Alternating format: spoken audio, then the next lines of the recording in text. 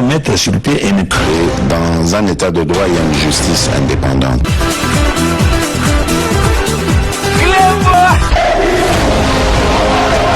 Ce n'est pas pour rien qu'il faut des conseils.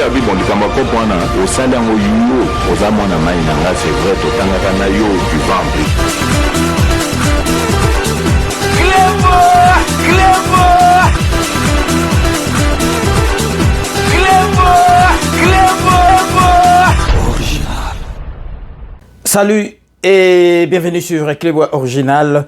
Merci de votre fidélité. 5 minutes avec César Ngadi. Tout le monde est d'accord et il en restera ainsi pendant très longtemps. 5 minutes Nabiso Alelo Ezali, édition spéciale. Oyo Tokolek Sabino briefing. Il y a lundi 28 août 2023. Boyebi gouvernement Oyo ya Samalukonde et puis le président de la République Azali Kokumbela Mboka Nabiso. Donc transparence Ezali. Donc président de la République Nabiso à cause de sa liberté d'expression yangono monde ba misusu bazali ko se retrouver na ba boloko parce que bazali ko confondre même pas mais bazali ko confondre liberté d'expression na libertinage. Président azali ko tika batubalo bandenge balingi balo ba télévision na ba radio mais bazali ko bosana ke président de la République Azali Masta Mutute, président de la République Azali Moninga Mutute, président de la République Azali institution Mobimba. Bomoni yango ana système à redevabilité, tozali ko féliciter ministre ya communication Patrick Mouyaya na système oyo asala moindre du solo akobengisa ba ministre concerné ba yewana ba ye ko expliquer ma solo oyo ezali ko pesa polémique oyo ezali ko enflé na polémique na ba réseaux sociaux boyebi banda président de la République na biso azwa bokonzi congolais akoma amnésique na makasi congolais akoma koloba ba n'importe quoi parce que ba bomaka lisusu batute ba kangaka lisusu batute marque na période ya Kanambe bomonaki toyebisaki bino masolo oyo ya député oyo a bimisaki masolo oyo ya société oyo ba kopesa ye 25 ans ya ko exploiter ba minerai na biso na mbongo moko ya mukie mais en tout cas bobanga na binote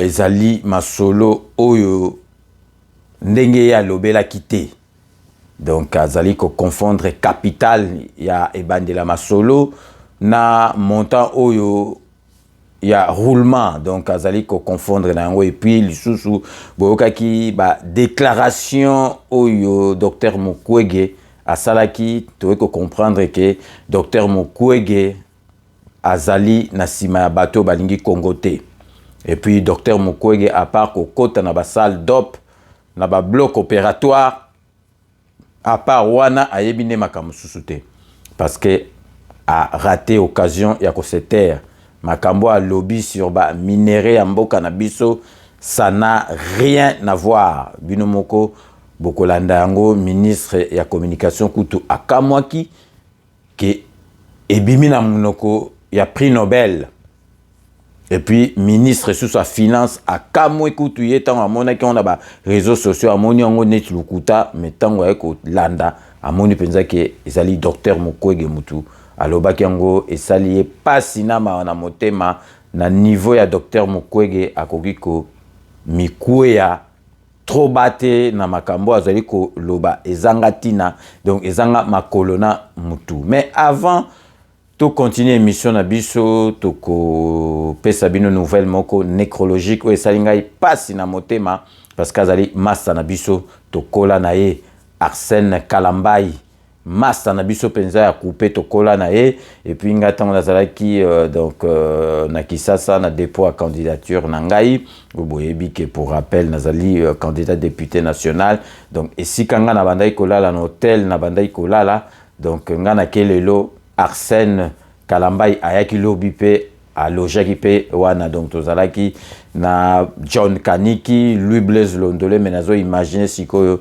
état oyo bazali na yango na nouvelle oyo na yokaki donc azalaki na koma akendaki hôpital akotaki mais nouvelle euti kokwela biso lelo donc vraiment esali ngai pasi vraiment na motema tobungisa master na biso penza ya coupé donc Arsène Kalambai donc ba condoléances nanga vraiment les plus émus na famille Kalambai et puis vraiment tokopesa bino ba nouvelle nyonso to ya ba funérailles wana parce que ya azalaka na poto a kendaki na Kisasa donc liwa ekei kozwaye kuna donc vraiment esali ngai pasi na mawa na motema donc vraiment il faut tout enchaîner boyebi ezali pasi après masolo ya boye mais vraiment toko enchaîner parce qu'il faut vraiment tout enchaîner donc tokotiela bino bolanda na kati ya briefing oyo boyoka bino moko donc réponse oyo epesamaki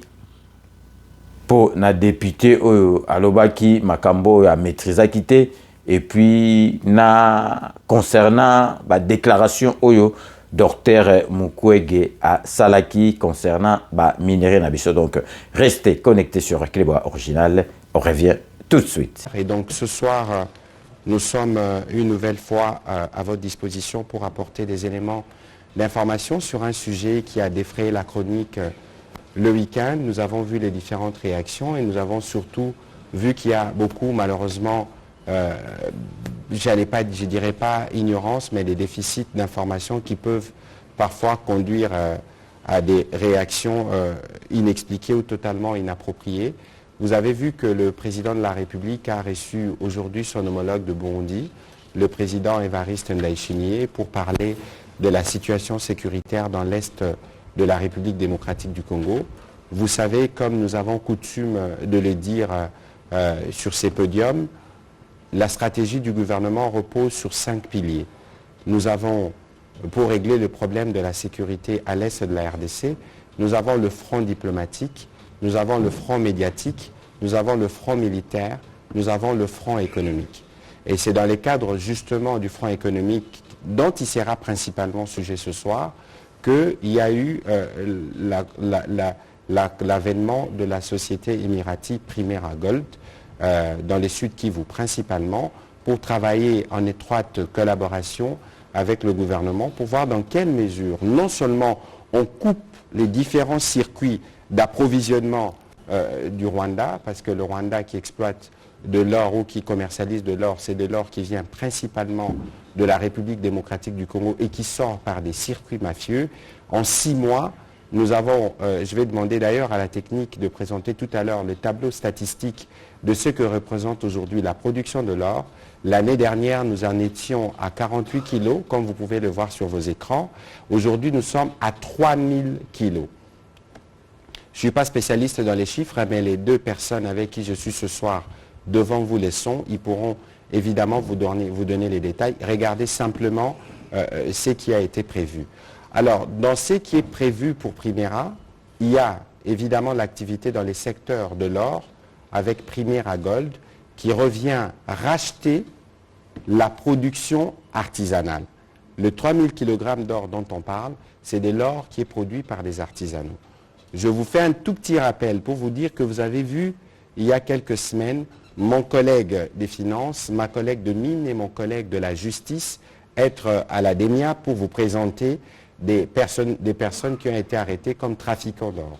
Au moment où nous vous parlons, nous sommes en instance de procès parce que nous savions dès le départ que lorsque nous allons décider de mettre en œuvre la stratégie économique dans cette partie du pays, évidemment, nous mettrons la main sur certains des compatriotes qui ont profité des circonstances pour faire du commerce qui est un commerce totalement illicite. Et donc aujourd'hui, il vous suffit de faire de petits calculs sur ce qu'a été la production l'année dernière et cette année pour noter la différence. Il y a plus de traçabilité, meilleur encadrement des artisanaux et d'ailleurs, j'espère que dans les jours qui viennent, nous pourrons faire un tour dans le Sud Kivu, certains d'entre vous, pour aller parler aux artisanaux et voir les bénéfices que ces projets apportent. C'est une première dimension. Dans une deuxième dimension, on parle de Primera Metal, qui est un partenariat à venir avec la Sakima. Et ce soir, nous avons parmi nous M. Fidel Babala, qui est président du conseil d'administration de Sakima, et M. Joseph Kazibaziba, qui est directeur général, je pense, de Primera. Et Primera Metal, qui est un projet qui vise maintenant à changer tout l'écosystème dans la production de 3T, parce qu'il sera question de construire une fonderie, de transformer sur place, de donner la valeur. Au-delà de tout ce qu'il y a comme réponse à la situation sécuritaire en termes de traçabilité, à la situation stratégique, mais il y a les retombées sociales qui sont énormes, de routes seront reliées, des hôpitaux seront construits, des écoles, etc. Je pense que s'il faudrait parler des bénéfices de ce projet, nous ne finirons pas parce que c'est une révolution qui est en cours d'implémentation dans cette partie de la République démocratique du Congo. Voilà ce que je pouvais dire en liminaire. Je souhaiterais d'abord vous présenter Nicolas Kazadi, que vous connaissez, qui est ministre des Finances et qui est régulièrement ici avec nous pour parler justement de la réponse économique que le gouvernement donne dans tout ce qui se passe dans l'Est de la RDC. Et ce soir, nous avons exceptionnellement la présence de M. Lolo Amesso pour la deuxième fois, directeur de cabinet adjoint du président de la République qui s'occupe des questions d'économie et des finances. Nous avons voulu l'associer à cet échange parce qu'il a participé à des différentes discussions. Vous savez que pour nous, la transparence est une règle d'or et que nous pensons que lorsque vous n'avez rien à craindre, vous n'avez rien à cacher et qu'il ne faudrait pas laisser le Congolais être entraîné dans une manipulation qui n'a pas d'autre raison que de perturber la stratégie économique mise en place par les gouvernements et qui apporte déjà des résultats. Monsieur le ministre des Finances, je voudrais vous passer la parole pour vos mots introductifs. Vous allez plus ou moins nous faire la genèse du projet, ses avantages, où est-ce que nous sommes, avant que le directeur de cabinet adjoint du président de la République puisse lui aussi donner ses éléments. Et enfin, nous pourrons répondre à vos différentes préoccupations. Vous avez la parole. Parce que le prix Nobel Mukwege a parlé notamment aussi de 20 000 $ qui rapporterait, qui ferait perdre au pays 500 millions chaque mois. Donc à peu près 6 milliards de dollars l'an. Il y a une phrase forte qu'il a prononcée, je vais la citer. Les Émirats arabes unis n'ont pas besoin d'or congolais, ils ont beaucoup de pétrole. Pourquoi ils peuvent venir ici pour piller 500 millions chaque mois du peuple congolais? Donc j'aimerais à peu près avoir des explications par rapport à ça. Est-ce que vous êtes sûr que le docteur Mukwege a dit ça?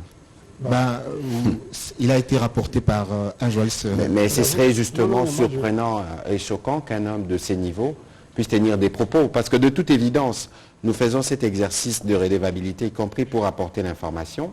Mais je pense qu'à son niveau, il est connaissant. Parce que, regardez, l'objectif principal de l'accord avec Primera, c'est de voir comment on restaure la sécurité. Ça veut dire que si la stratégie est bien implémentée, il n'y aura plus de femmes violées, il n'y aura plus toutes ces violences pour lesquelles il a consacré sa vie. Et donc, s'il y a une stratégie comme celle-là, parce que de toute évidence, nous sommes une république démocratique, peut-être que demain, il sera appelé à des hautes fonctions, etc. C'est toujours mieux de savoir où est-ce que le gouvernement actuel qui gère le pays, de comprendre notre stratégie. Parce que le Congo sera même si nous partons, ceux qui viendront, si vous ne comprenez déjà pas ce que nous sommes en train de faire et que parfois vous faites des déclarations comme les ferait n'importe qui, ça risque d'être quand même inquiétant. Bon, j'espère que lui ne l'a pas dit. Terminez votre question comme ça, on pourra vous répondre. Vous allez répondre. D'accord, je pense que je peux me limiter là pour... vous pouvez remettre. Alors, on commence par le ministre Nicolas Kazadi.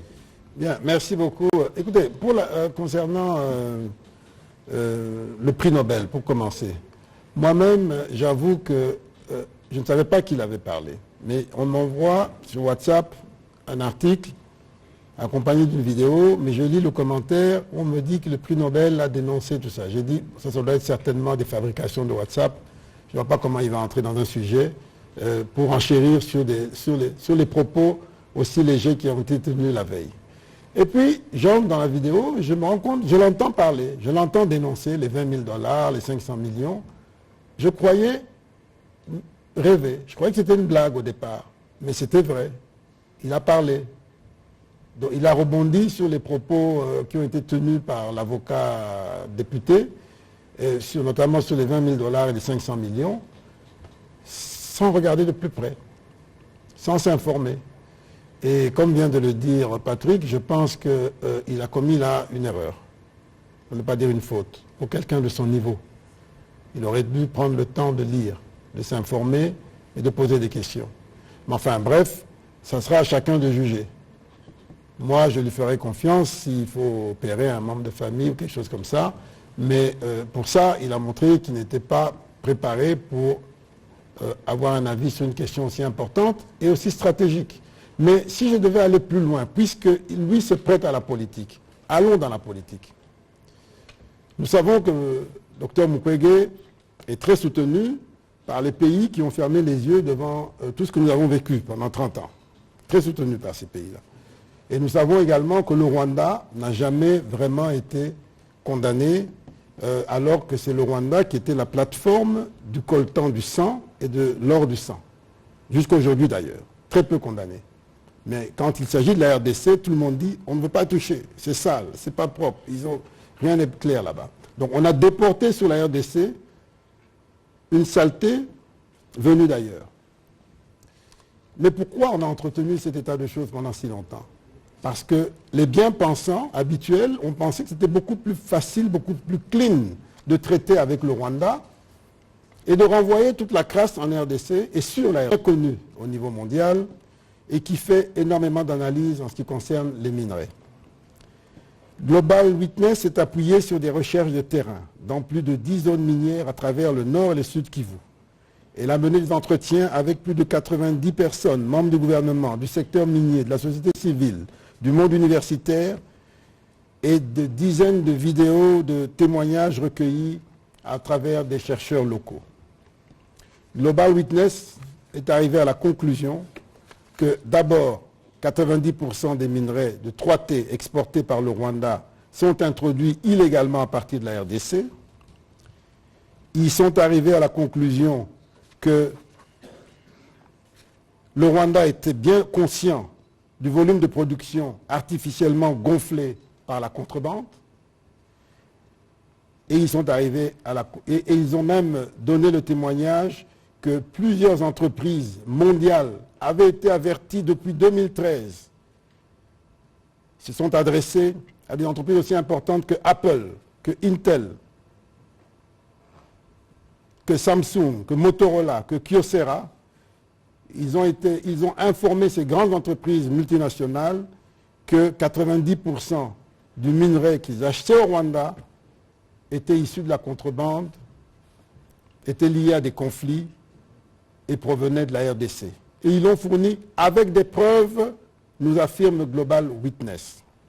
Cela n'a pas empêché à tous ces bien-pensants de rester bien silencieux pendant tout ce temps. Et comment notre Belle, que nous aimons beaucoup pour le travail remarquable qu'il a fait, puisse aujourd'hui tomber dans un piège aussi facilement. Je trouve cela tout simplement regrettable. Bino moro bowiti kolanda après tokotie la bino donc vraiment briefing wana na mobimba nango mais totie bino na bestre beau comprendre que docteur Mukwege a bêti vraiment à côté na niveau na ye ce ka sali makamandeng wana donc il faut beau comprendre azali ko sala on encore azali ko sala on encore parce que tokolo bata zazoba za mutamayele il fallait vraiment à réfléchir avant le bas makambu ya marque wana donc lo tozo psaka que docteur Mukwege et sopio mabe ba faire oyo et sopio mabe et puis docteur Mukwege ti lelo tozela kayo on s'est déclaré candidat présidentiel donc j'espère que okosala yango parce que biso to lobaki sala yango mais yebaka makambo osala parce que okosambwa na marque moko donc na prix Nobel na yo nakanisi donc ekosambwa kosakana te donc siko tozali ko epsa bino po bomona makambu ya bandoki ya Congo bazali ebele boyebi député au Manganchushu soka koma député ndenge nini donc boyebi ke masolo na e komi vers la fin boyebi tribunal militaire kuna batiaka peine de mort ezali na tribunal militaire perpète ezali donc Manganchushu donc ndenge tozoro monde la masolo ndenge ezali ko kende donc Manganchushu azwa perpète à cause de prison à vie mais ndenge na monde la marque Manganchushu wana donc au kokata au chaye donc tozali ko laxabino extrait oyo avant dernière donc ma solo ya procès oyo ya Manganchushu donc restez connectés sur Clébois original on revient tout de suite. Le dernier virage dans le procès du député national Edouard Mwanga Chouchou. La plaidoirie de la défense, les réquisitoires du ministère public et les conclusions de la partie civile sont annoncées pour l'audience du vendredi 25 août prochain. La décision a été prise par la haute cour militaire au cours de l'audience de ce mardi. Dès l'ouverture de celle-ci, l'officier du ministère public a sollicité du juge la réqualification de l'infraction d'espionnage en infraction de trahison. Après un bref débat, les juges présidents de la composition a renvoyé la cause au vendredi pour les débuts de la plaidoirie. Par ailleurs, le député national Edouard Mwanga Chouchou est poursuivi dès lors pour participation à un mouvement insurrectionnel, détention d'armes et trahison. Bino moko bowiti kolanda bandoki ya Congo bazali ebele. Bandoki ya Congo bazali ebele, mais Félix Antoine Tshisekedi azali mwana ya Nzambe. Donc ba boule tout oyo ya mabe bazoyela ye ekosimba kate yango bozomona masolo nyonso tout ata asali le côté batu bango mo bazali kobima na poissa. Donc sikoyo avant to tikela bino bolanda briefing oyo salamaki lundi 28 ne boyebi tous les lundis briefing ezalaka polémique moko bimi ou bien likamoko ya commettre au clair pour faire le point ya situation moko boye ezali ko tinda batu ba polémique ministre ya communication azali porte-parole ya gouvernement a memaka batu baye devant ba journaliste bazo reposer bango ba question oyo bango balingi eloko nazali su ko répéter banda masolo oyo ya redevabilité banda bomona mama na biso oyo ministre ya handicapé ayate pe akoyaka lisusu te yango na nga nazali koloba na kotikaka yango te ministre au chargé de personnes vivant avec handicap azali incompétente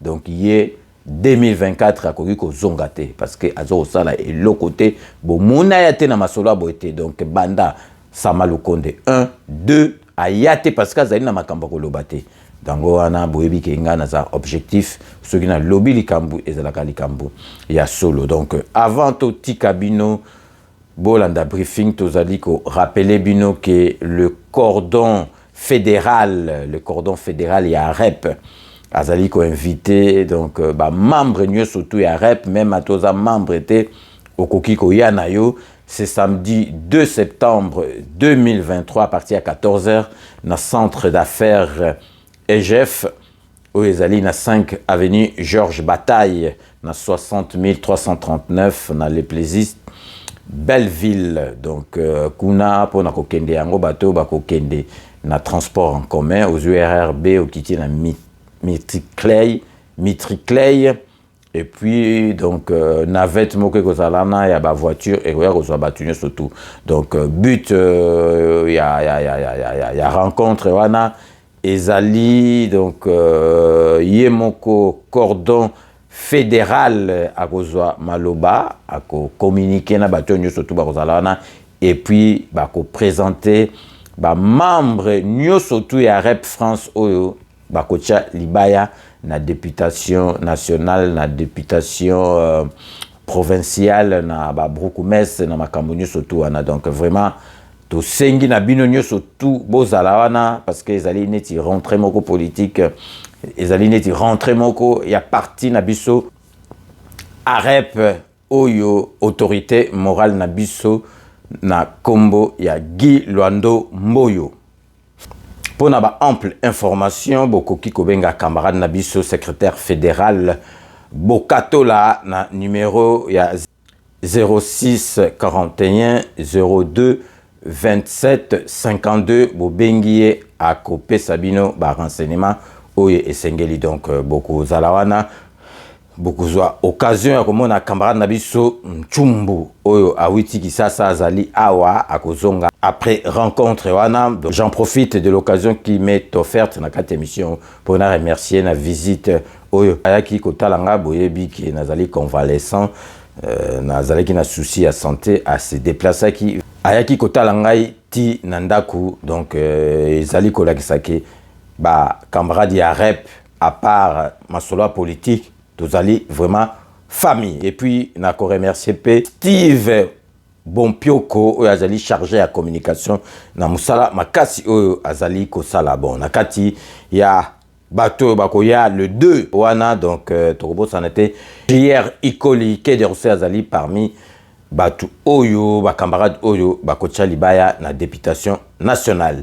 Mireille Wakake pe akozala wana azali pe candidate ya député provincial. Avant totika bino bolanda briefing toujours na actualité na biso oyo ya arep tozali ko lakisa bino photo oyo botala en attendant tozwa ba image au nom ya gouvernement maître Guy Lwandombo yo ministre d'état ministre ya aménagement du territoire alansaki mardi oyo 29 à côté ambassadeur ya États-Unis d'Amérique na Kinshasa ba travaux ya nouvelle ambassade ya États-Unis na Kinshasa.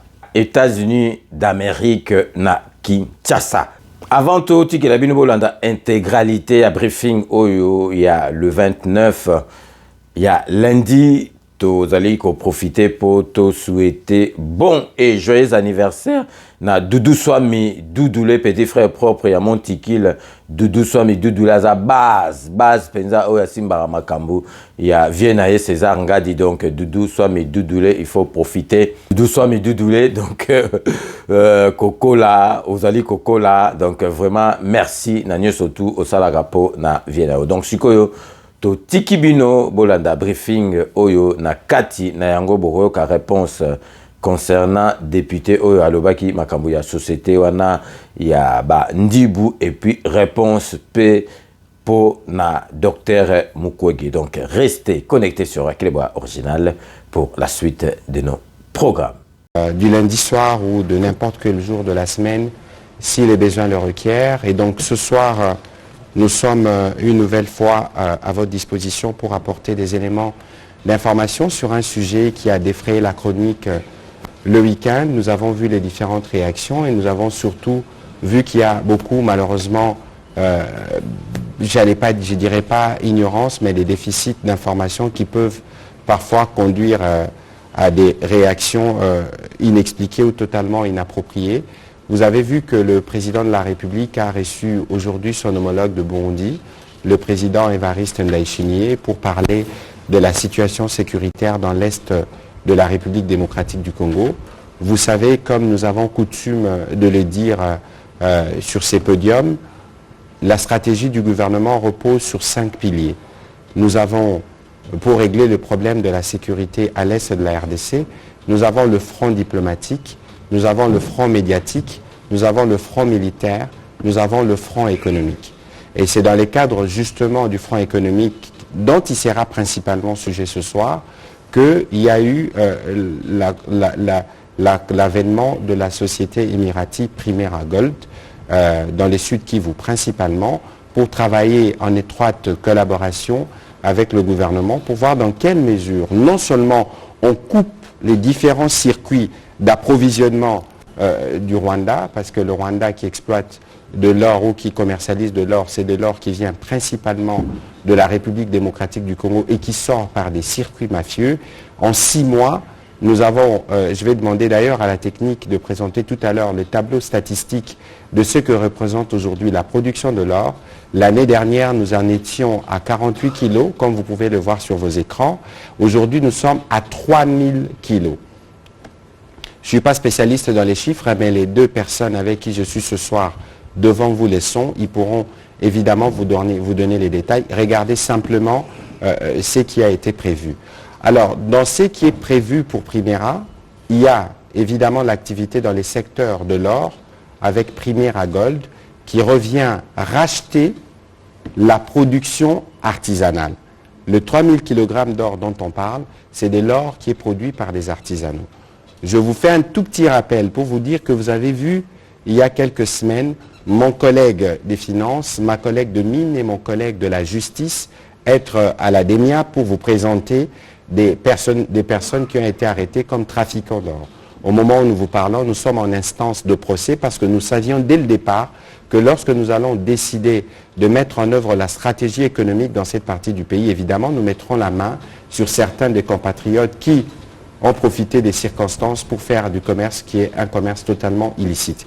Et donc aujourd'hui, Il vous suffit de faire de petits calculs sur ce qu'a été la production l'année dernière et cette année pour noter la différence. Il y a plus de traçabilité, meilleur encadrement des artisanaux et d'ailleurs, j'espère que dans les jours qui viennent, nous pourrons faire un tour dans le Sud Kivu, certains d'entre vous, pour aller parler aux artisanaux et voir les bénéfices que ces projets apportent. C'est une première dimension. Dans une deuxième dimension, on parle de Primera Metal, qui est un partenariat à venir avec la Sakima. Et ce soir, nous avons parmi nous M. Fidel Babala, qui est président du conseil d'administration de Sakima, et M. Joseph Kazibaziba, qui est directeur général, je pense, de Primera. Et Primera Metal, qui est un projet qui vise maintenant à changer tout l'écosystème dans la production de 3T, parce qu'il sera question de construire une fonderie, de transformer sur place, de donner la valeur. Au-delà de tout ce qu'il y a comme réponse à la situation sécuritaire en termes de traçabilité, à la situation stratégique, mais il y a les retombées sociales qui sont énormes, de routes seront reliées, des hôpitaux seront construits, des écoles, etc. Je pense que s'il faudrait parler des bénéfices de ce projet, nous ne finirons pas parce que c'est une révolution qui est en cours d'implémentation dans cette partie de la République démocratique du Congo. Voilà ce que je pouvais dire en liminaire. Je souhaiterais d'abord vous présenter Nicolas Kazadi, que vous connaissez, qui est ministre des Finances et qui est régulièrement ici avec nous pour parler justement de la réponse économique que le gouvernement donne dans tout ce qui se passe dans l'Est de la RDC. Et ce soir, nous avons exceptionnellement la présence de M. Lolo Amesso pour la deuxième fois, directeur de cabinet adjoint du président de la République qui s'occupe des questions d'économie et des finances. Nous avons voulu l'associer à cet échange parce qu'il a participé à des différentes discussions. Vous savez que pour nous, la transparence est une règle d'or et que nous pensons que lorsque vous n'avez rien à craindre, vous n'avez rien à cacher et qu'il ne faudrait pas laisser le Congolais être entraîné dans une manipulation qui n'a pas d'autre raison que de perturber la stratégie économique mise en place par les gouvernements et qui apporte déjà des résultats. Monsieur le ministre des Finances, je voudrais vous passer la parole pour vos mots introductifs. Vous allez plus ou moins nous faire la genèse du projet, ses avantages, où est-ce que nous sommes, avant que le directeur de cabinet adjoint du président de la République puisse lui aussi donner ses éléments. Et enfin, nous pourrons répondre à vos différentes préoccupations. Vous avez la parole. Merci beaucoup, chers collègues. Écoutez, si on doit faire la genèse du projet, ça va nous ramener très loin et on n'aura certainement pas le temps qu'il faut pour dire l'essentiel. Mais ce qu'il faut savoir, c'est que ce qu'on est en train de faire en ce moment avec Primera Gold et bientôt Primera Metal s'inscrit dans une stratégie de très haut niveau. Une stratégie à la fois pour récupérer notre souveraineté économique sur nos minerais et non pas la brader et encore moins trahir le pays. Et d'autre part, lutter efficacement contre un des éléments qui explique la perpétuation des conflits armés dans cette zone du pays. Donc voilà le double objectif de ce que nous menons à travers toutes ces stratégies et tous ces accords. Il faut rappeler que depuis près de 30 ans, nous sommes l'objet d'une situation de conflit à l'Est qui est aujourd'hui intimement liée à l'exploitation de certains minerais, tout le monde le sait. Ce n'est pas aujourd'hui qu'on va l'apprendre aux Congolais, tout le monde le sait. En 2021, un rapport des Nations Unies a de nouveau dénoncé cette situation en disant très clairement que le Rwanda était un des principaux soutiens des rebelles à l'Est à travers des opérations liées au secteur minier sur notre territoire. Et je parle d'un rapport des Nations Unies. Ce rapport a été extrêmement clair. Il a mis en lumière le rôle du Rwanda dans les réseaux de contrebande sophistiqués qui extraient l'or et le coltan des zones de conflit congolais et qui les acheminent illicitement de l'autre côté de la frontière pour être transformés et être vendus au reste du monde. Ce rapport est bien connu. Il y en a eu d'autres qui n'ont fait que confirmer la même chose. Le coltan est souvent dissimulé dans des pirogues, dans des bateaux sur le lac Kivu. Il chevauche la frontière entre les deux pays. Il est caché dans des compartiments secrets de camions, etc., etc. Le rapport de l'ONU comprend beaucoup d'éléments de preuve. Des photos, des renseignements, des aveux donnés par différentes personnes rencontrées. Bref, ce rapport est accablant et il révèle l'étendue de la fraude qui est faite dans cette partie du territoire. Ce rapport parle également de la zone de Rubaya, qui est riche en coltan et qui est victime de la convoitise du Rwanda. Les chercheurs de l'ONU ont cité cette région, dans l'est du pays, qui fournit environ 15% de l'approvisionnement mondial en coltan. Et malgré les réglementations visant à garantir que les approvisionnements mondiaux en coltan n'alimentent pas les conflits, les chercheurs ont trouvé des preuves d'affrontements armés, de distribution d'armes et d'autres abus sur les sites d'extraction du coltan autour de Rubaya. En conclusion, ce rapport qui est étayé de preuves, et notamment des aveux de certains investisseurs, notamment l'investisseur américain Bayview Group, montre très clairement ce qui se passe dans la région. Et aujourd'hui, il permet de conclure que 50% des minéraux et 90% du coltan qu'exporte le Rwanda proviennent de la République démocratique du Congo. Je ne sais pas s'il faut en dire davantage, mais ces éléments sont aujourd'hui largement connus. Il fallait répondre, et le chef de l'État l'a dit depuis sa prise de fonction en janvier 2019, que les réponses à la situation de conflit prendraient plusieurs formes: politique, diplomatique, économique, de coopération et également militaire. Sur le plan de la coopération et de l'économie, souvenez-vous qu'en juin 2021, nous nous sommes rendus à Goma, accompagnant le chef de l'État qui rencontrait son homologue, pour signer des accords pour que nous exploitions ensemble certains minerais liés justement au coltan et alors les minerais aujourd'hui sur des mines détenues par Sakima. Cet accord avait fait couler beaucoup d'encre. Et heureusement ou malheureusement, je ne sais pas, il n'a pas eu de suite parce que le Rwanda a préféré tourner le dos à cet accord et se lancer dans la résurgence du M23 qui a été réarmé. Et donc, la tentative de coopération économique qui était l'une des réponses promises par le chef de l'État n'ayant pas porté de fruits, eh bien, nous sommes entrés dans une autre étape où nous devons purement et simplement récupérer notre souveraineté sur le plan des minerais. C'est ce qui a été fait avec Primera. Et pour la petite histoire, c'est depuis 2019 environ que, à la faveur du changement de pouvoir à la tête du pays, les Émirats arabes unis se sont approchés de nous à l'époque pour nous demander qu'on engage une discussion sur l'exploitation de certains produits et notamment l'artisanat dans l'or parce que, comme vous le savez, les Émirats arabes unis sont aujourd'hui la principale destination de l'or artisanal produit sur le continent africain. En 2019, ces discussions n'ont pas eu beaucoup de succès. Nous étions encore dans le FCC cash. Il a fallu l'émergence de l'union sacrée de la nation pour que ces discussions soient relancées et que l'on arrive très rapidement à cet accord avec Primera. Il s'agit là d'une avancée majeure, je dirais même d'une victoire. Qu'est-ce qu'il en est? Il en est que notre fiscalité n'est pas compétitive.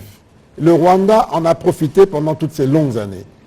En fin 2021, lorsqu'on préparait le budget 2022, nous avons pris l'initiative, mon conseiller fiscal Chiribagoula est ici, ainsi que mon conseiller Sébastien Chibambe, nous avons pris l'initiative au cours des discussions budgétaires de demander que soit revu à la baisse le taux de la fiscalité à l'export pour l'or artisanal de 1,5%, qui n'était pas compétitif, à le ramener à 0,5%. Cela a été obtenu dans les discussions et lorsque, pendant les discussions budgétaires, on finalise le projet de budget, nous sommes surpris de voir que le projet qui est déposé le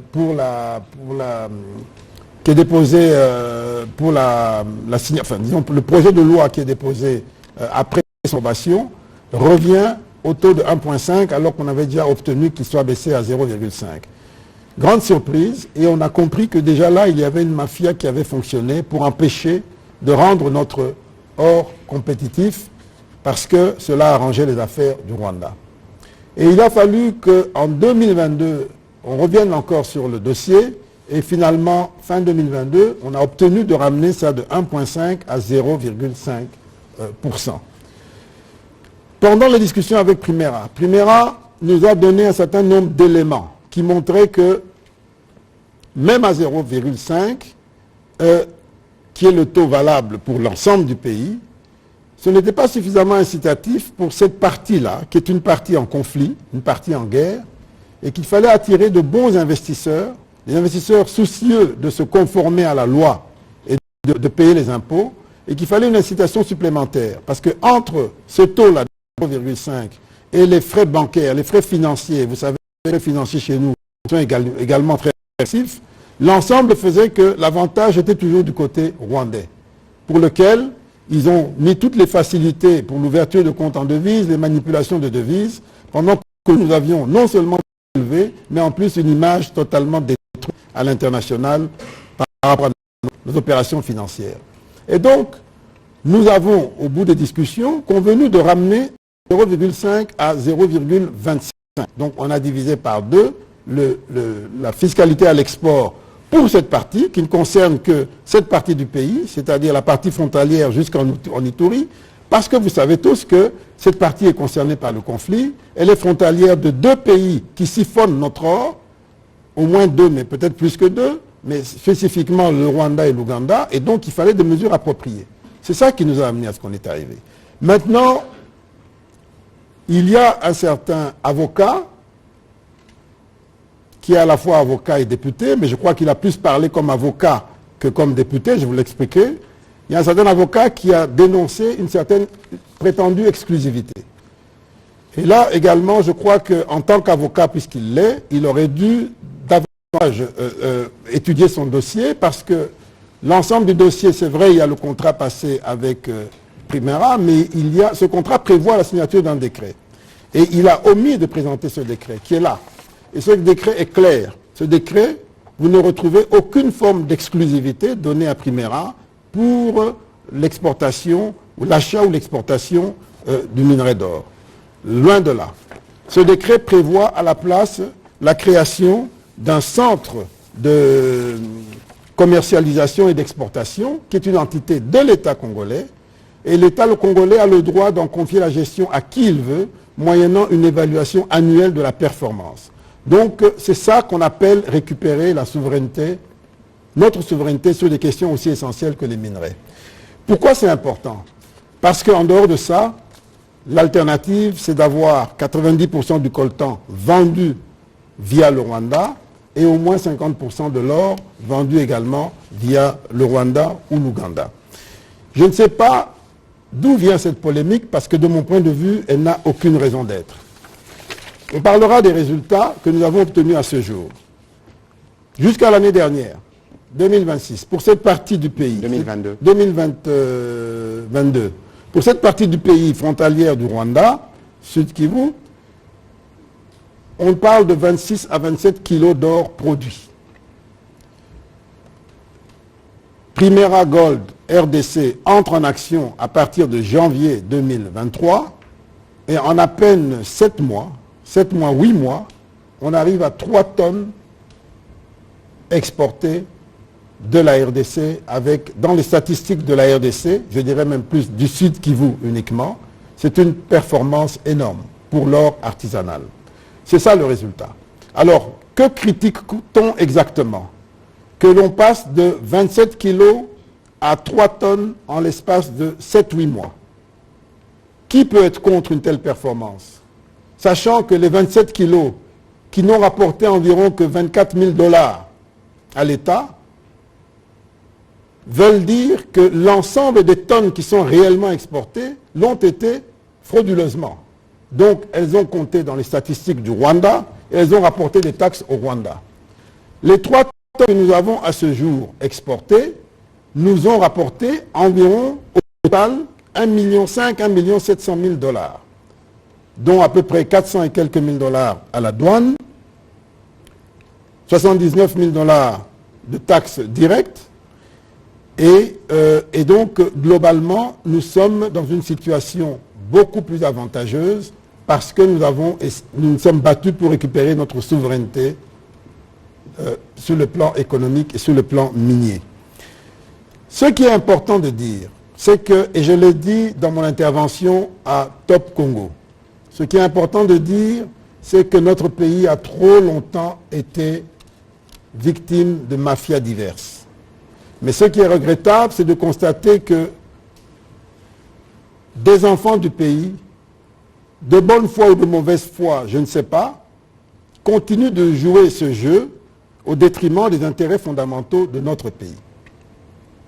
L'avocat député qui a pris la parole, on peut supposer qu'il l'a fait de bonne foi, mais il faut quand même noter qu'il y a là un conflit d'intérêts parce qu'il ne peut pas être parler à la fois en tant qu'élu de la République et en tant qu'avocat de sociétés qui sont incriminées, qui sont aujourd'hui en procès parce qu'elles sont accusées d'être acteurs de la fraude. Et donc, il y a un conflit d'intérêts qu'il faut qu'il nous éclaircisse. Je pense qu'il doit, en tant que député, se trouver à égale distance des partis. Mais tu ne peux pas à la fois être avocat d'une partie et puis parler au nom de la République en tant que député. Ça fait un peu désordre. Mais ça, nous sommes en démocratie, il s'en expliquera lui-même. Congocom, dont il s'agit. Il n'y a pas que Congocom, il y en a d'autres. NBB et frères, etc. Dont il semble être l'avocat, sont des sociétés qui sont appréhendées aujourd'hui, qui sont poursuivies. Je suis ministre des Finances et donc j'ai aussi en charge la CNRF et je sais ce qui se passe.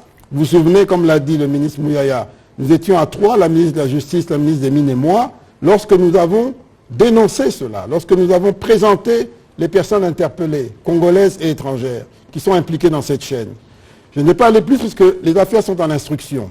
Mais néanmoins, je dois vous dire que Congocom, dont il est l'avocat, eh bien Congocom n'a déclaré l'année dernière que 15 kilos d'or, alors qu'elle est poursuivie aujourd'hui pour au moins 3 tonnes 4.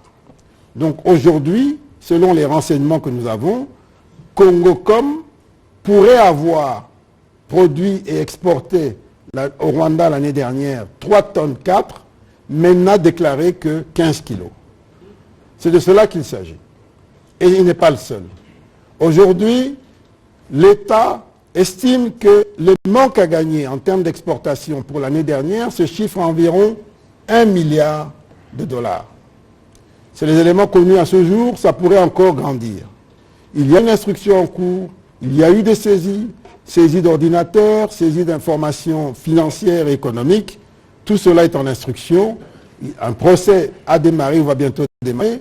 L'idéal serait qu'il soit public, puisque nous sommes en démocratie, c'est une question essentielle, et que chacun prenne ses responsabilités. On va s'assurer avec la télévision nationale pour en faire la retransmission. Monsieur le ministre, on va revenir à vous. Je termine sur un point, avant de revenir. Lorsqu'on parle des investissements, on parle de 20 000 dollars d'un côté, etc. 20 000 dollars, c'est le capital. Mais le montant risqué par Primera en RDC, dans une zone en guerre, en conflit, pour la première année, Primera a prévu d'investir 950 millions de dollars pour récupérer, donc pour s'installer d'abord et pour récupérer et exporter 8 tonnes d'or. C'était l'objectif de la première année. Pour la deuxième année, l'objectif est d'arriver à 24 tonnes d'or, en moyenne 2 tonnes d'or par mois. Et pour cela, Primera a prévu un flot de 1,5 milliard. Et pour la troisième année, on espère à 36 tonnes d'or avec un flux de 2,5 milliards. Alors, parler de 20 000 dollars, comme je l'ai dit à la radio l'autre jour, c'est totalement ridicule et c'est une perte de temps. Donc voilà de quoi il s'agit. Et autant que Primera fait entrer dans notre pays, pour soutenir notre économie, pour nous aider à structurer, pour nous aider à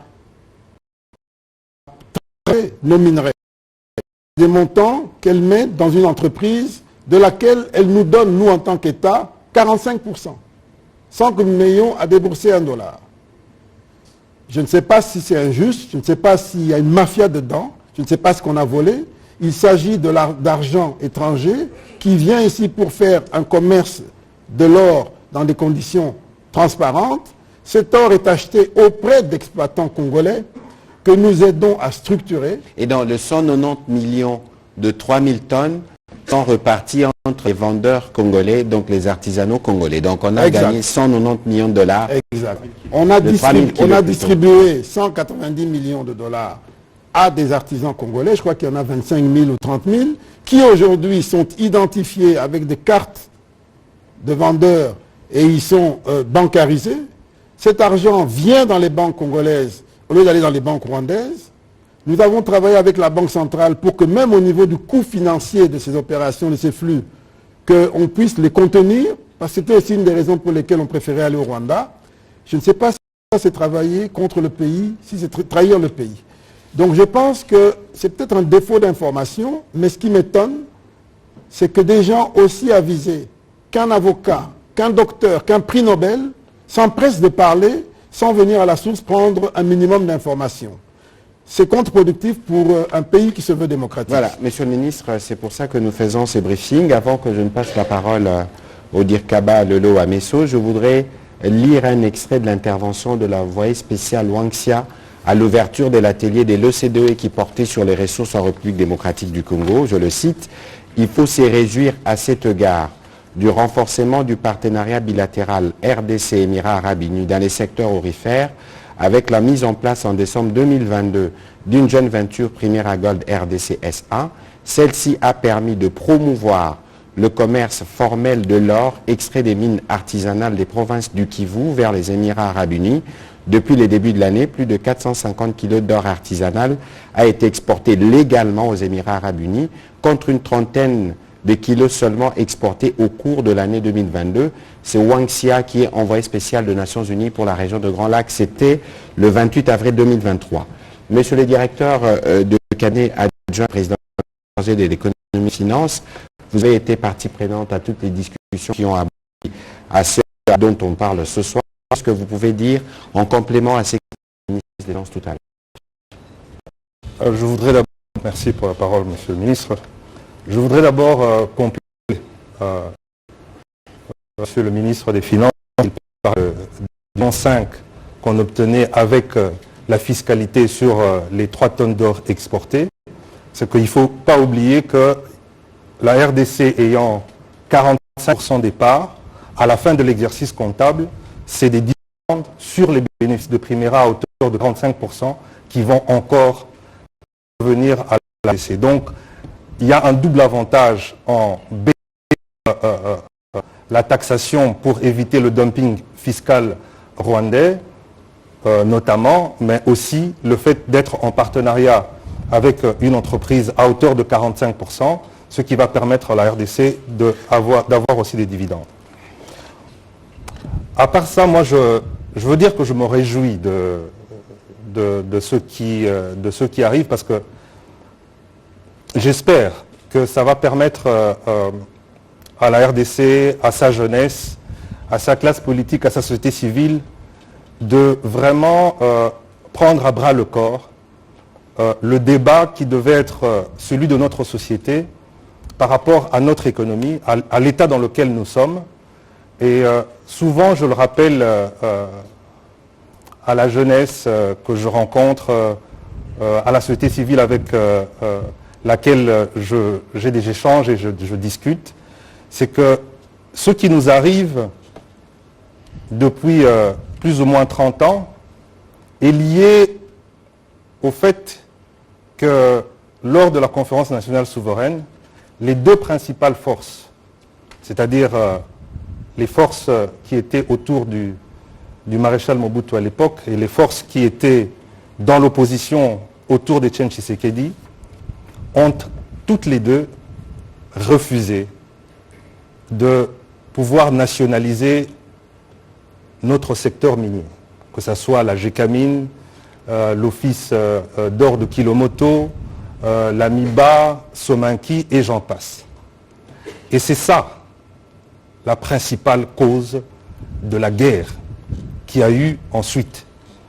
Et il faut comprendre que cette guerre a emmené à ce que nous puissions dépecer au fait toutes nos entreprises, GECAMINE, Kilomoto, Sominki, voire même la MIBA, pour faire revenir ceux qui en étaient propriétaires jadis.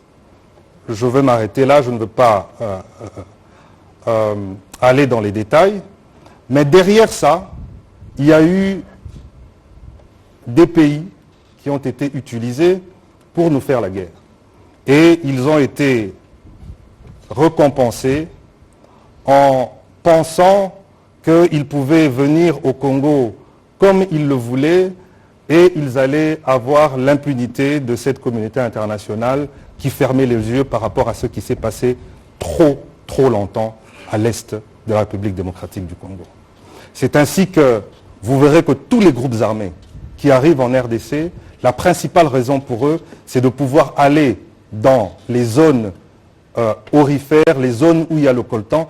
Et d'ailleurs, si vous prenez la carte, comme par hasard, tous les groupes armés se retrouvent dans des endroits où, au fait, il y a de l'exploitation minière artisanale.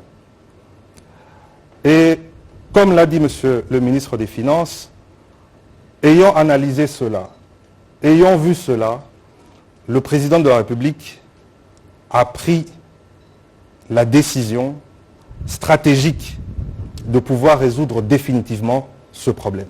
Et ce problème, ça devrait être le débat, si pas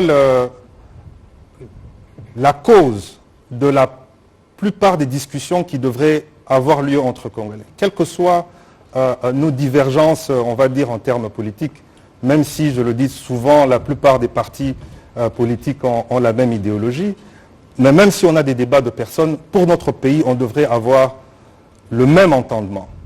C'est-à-dire que quand on travaille pour pouvoir récupérer la souveraineté de notre pays, notamment avec cet accord avec Primera, où aujourd'hui l'or artisanal de la RDC fera l'objet de rachat par une entreprise dont la République démocratique du Congo a en grande partie le contrôle. Mais ça devrait réjouir toute la nation, parce que ça va couper l'herbe sous le pied à tous ces aventuriers, on va dire, de guérilla ou bien de rebelles qui sont alimentés par les pays étrangers. Il y a tous les rapports qui l'ont déjà démontré. D'une part, et d'autre part, aussi pour le coltan, on n'a pas encore parlé de ça, puisque c'était un projet purement industriel, où, avec la collaboration de Primera, le coltan va être transformé ici en RDC. On va créer la plus grande fonderie des 3T et on va créer de la valeur ajoutée. Les 3T, c'est tungstène, Tantal, wolframite. Oui. Il faut expliquer, il faut un peu de pédagogie pour ceux qui nous suivent à la maison. L'étain, c'est le tin. C'est cassitérite, wolframite et coltan. Oui, mais en anglais, c'est 3T. Donc c'est l'étain, le tin, tungstène et le tantalium. Et le tantal. Le tantal coltan qui sert notamment à la fabrication des composants des téléphones. Voilà. Et je voudrais revenir, parce que vous m'avez un peu perturbé, Monsieur le Ministre, sur les déclarations qui a eu lieu. Parce que c'est extrêmement grave quand même. On parle de monopole que nous aurions accordé à Sakima, à Primera par rapport au permis de Sakima. C'est bien ça? L'accord Primera-Sakima ne concerne que 14 permis miniers de Sakima sur 46. Où est le monopole? On parle d'exonération qu'on donne à Primera en dehors du code minier.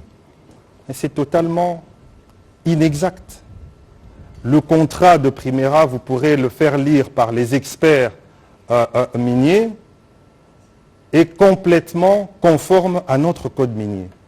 Mais maintenant, quand on parle d'exonération, c'est lié au fait à tout l'investissement que Primera va pouvoir faire dans la région en termes d'infrastructures. On parle de plus de 2200 kilomètres de routes qui vont être ouvertes. On parle de la réhabilitation de 2 aéroports. On parle de centrales électriques justement pour permettre de pouvoir faire fonctionner la fonderie. Et c'est sur base de ces investissements en infrastructure que Primera Metals demandera des exonérations conformément à notre code d'investissement. Je ne sais pas dans quel monde nous vivons et dans quelle est cette mauvaise foi qui a poussé cet avocat parlementaire à pouvoir sortir ce type de déclaration. Et je voudrais aussi parler des fameux 500 millions de dollars par mois qu'on perdrait. Pour perdre quelque chose, il y a 2 hypothèses. Soit on l'avait et on l'a perdu. Il faudrait que lui, maintenant pas en tant qu'avocat, en tant que parlementaire qui vote le budget et qui fait un contrôle budgétaire sur les recettes de l'État, revienne expliquer à la population congolaise où est-ce qu'il y avait les 500 millions de dollars qui rentraient dans le cadre de l'exploitation artisanale de l'or et du coltan dans le Sud Kivu, qui bénéficiaient au budget de l'État. Si ce n'est pas le cas, qu'ils viennent nous démontrer ici comment, en gardant la situation en l'état, par quelle magie, par quel miracle, dans les mois à venir, nous aurons 500 millions de dollars par an en termes de recettes, et je le dis, ça fait 6 milliards quand on le regarde sur toute l'année. Je m'y perds et je ne peux pas comprendre que notre prix Nobel de médecine puisse reprendre des chiffres aussi farfelus. Enfin, on peut s'attendre à ce qu'il ne soit jamais prix Nobel d'économie. Voilà. Bon. Je voudrais aussi rappeler une chose, c'est que nous avons les chiffres officiels ici qui montrent par rapport au coltan que l'année dernière, la RDC a produit 2300 tonnes. Et dans l'état rudimentaire de transformation de ces poudres qu'on ramasse et qu'on met dans les sacs, la RDC n'a pu bénéficier qu'en termes de production, ça représentait à peu près 82 millions de dollars. Et ce coltan de mauvaise qualité est vendu à 90 dollars le kilo. Là, maintenant, je reviens sur les 12% versus les 3,5% dont l'avocat, puisque là, ce n'était plus le député, mais c'était l'avocat, qui l'a allégué. À 90 dollars le kilo, on a eu 82 millions de dollars, 12%, on est aux alentours de 10 millions de dollars qui sont effectivement rentrés dans les caisses de l'État. Il faut savoir que les 12% dont il parle, c'est 1% pour la DGDA, 1% pour le CESC, et puis la redevance minière qui est de 10%. Quand il parle de 3,5% qu'on a accordé à Primera Metals, c'est uniquement sur la redevance minière. Mais pour quelle raison? Parce que je vais vous faire une démonstration, c'est que sur base du même niveau de raffinement, nous vendons, puisque quand on va transformer ce produit dans les conditions de Primera Metals avec la fonderie, le kilo, grâce à la valeur ajoutée, ne sera plus à 90 dollars, mais ça sera à 300 dollars. C'est pour cela que le président parle de transformation de nos matières premières. Et 300 dollars, ça fait 281 millions de dollars de bénéfices. Et quand on prend les 1% de la DGDA, 1% de CESC, et qu'on prend la redevance minière à 3,5%, nous avons un chiffre qui varie entre 15 et 19 millions de dollars. Donc quand on compare avec les 10 millions de dollars à 12% et qu'à 3,5%, non, à 10%, on est à 10 millions de dollars et à 3,5%, sans compter le DGDA et CEC, on est à 19 millions. Ça montre que parfois, quand on fait de l'optimisation fiscale et qu'on transforme avec de la valeur ajoutée, on obtient des meilleurs résultats en termes de recettes et des revenus pour la République. Voilà, donc, et sans dire qu'il fallait aussi prévoir des mesures incitatives par rapport au secteur qui est sous menace permanente d'insécurité. On va prendre la série des questions, on n'a pas beaucoup de temps, mais au regard du sujet, nous pourrons en prendre 5 ou 6 pour apporter des éléments d'éclaircissement. On va commencer par M. Israël Moutala.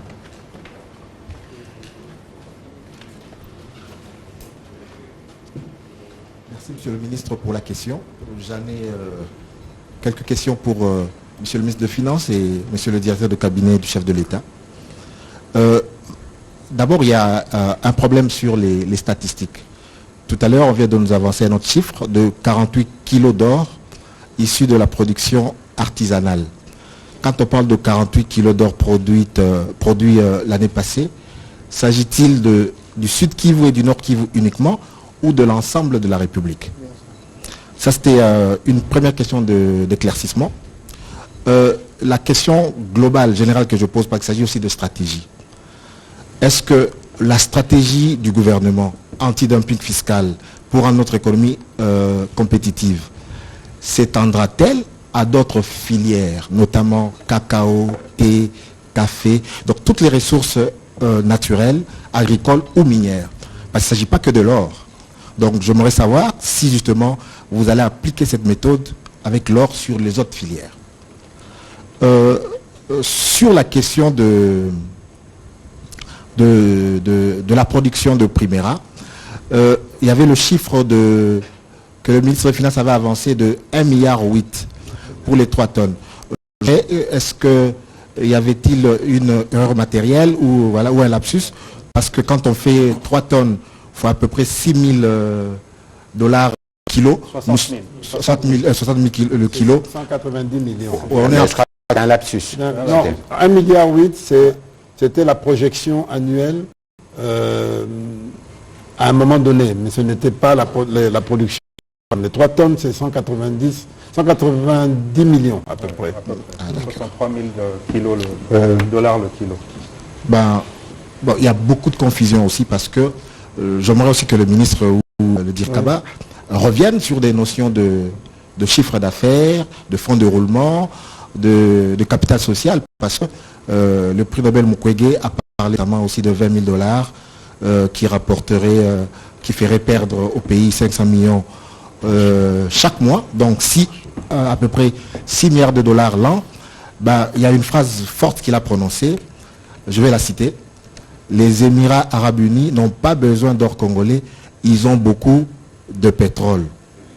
Pourquoi ils peuvent venir ici pour piller 500 millions chaque mois du peuple congolais? Donc j'aimerais à peu près avoir des explications par rapport à ça. Est-ce que vous êtes sûr que le docteur Mukwege a dit ça?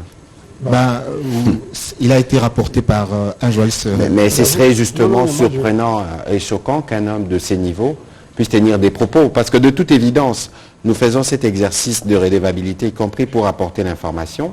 Mais je pense qu'à son niveau, il est connaissant. Parce que, regardez, l'objectif principal de l'accord avec Primera, c'est de voir comment on restaure la sécurité. Ça veut dire que si la stratégie est bien implémentée, il n'y aura plus de femmes violées, il n'y aura plus toutes ces violences pour lesquelles il a consacré sa vie. Et donc, s'il y a une stratégie comme celle-là, parce que de toute évidence, nous sommes une république démocratique, peut-être que demain, il sera appelé à des hautes fonctions, etc. C'est toujours mieux de savoir où est-ce que le gouvernement actuel qui gère le pays, de comprendre notre stratégie. Parce que le Congo sera même si nous partons, ceux qui viendront, si vous ne comprenez déjà pas ce que nous sommes en train de faire et que parfois vous faites des déclarations comme les ferait n'importe qui, ça risque d'être quand même inquiétant. Bon, j'espère que lui ne l'a pas dit. Terminez votre question comme ça, on pourra vous répondre. Vous allez répondre. D'accord, je pense que je peux me limiter là pour... vous pouvez Alors, on commence par le ministre Nicolas Kazadi. Bien, merci beaucoup. Écoutez, concernant le prix Nobel, pour commencer, moi-même, j'avoue que je ne savais pas qu'il avait parlé, mais on m'envoie sur WhatsApp un article accompagné d'une vidéo, mais je lis le commentaire, on me dit que le prix Nobel a dénoncé tout ça. J'ai dit, ça doit être certainement des fabrications de WhatsApp. Je ne vois pas comment il va entrer dans un sujet pour enchérir sur les propos aussi légers qui ont été tenus la veille. Et puis, j'entre dans la vidéo, je me rends compte, je l'entends parler, je l'entends dénoncer les 20 000 $, les 500 millions. Je croyais rêver, je croyais que c'était une blague au départ, mais c'était vrai. Il a parlé. Donc, il a rebondi sur les propos qui ont été tenus par l'avocat député, notamment sur les 20 000 $ et les 500 millions, sans regarder de plus près, sans s'informer. Et comme vient de le dire Patrick, je pense qu'il a commis là une erreur, pour ne pas dire une faute, pour quelqu'un de son niveau. Il aurait dû prendre le temps de lire, de s'informer et de poser des questions. Mais enfin, bref, ça sera à chacun de juger. Moi, je lui ferai confiance s'il faut opérer un membre de famille ou quelque chose comme ça. Mais pour ça, il a montré qu'il n'était pas préparé pour avoir un avis sur une question aussi importante et aussi stratégique. Mais si je devais aller plus loin, puisque lui se prête à la politique, allons dans la politique. Nous savons que le docteur Mukwege est très soutenu par les pays qui ont fermé les yeux devant tout ce que nous avons vécu pendant 30 ans. Très soutenu par ces pays-là. Et nous savons également que le Rwanda n'a jamais vraiment été condamné, alors que c'est le Rwanda qui était la plateforme du coltan du sang et de l'or du sang. Jusqu'à aujourd'hui d'ailleurs. Très peu condamné.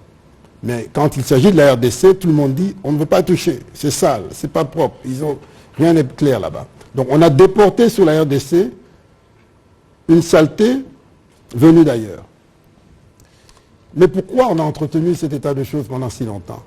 Parce que les bien-pensants habituels ont pensé que c'était beaucoup plus facile, beaucoup plus clean de traiter avec le Rwanda et de renvoyer toute la crasse en RDC et sur la RDC reconnue au niveau mondial et qui fait énormément d'analyses en ce qui concerne les minerais.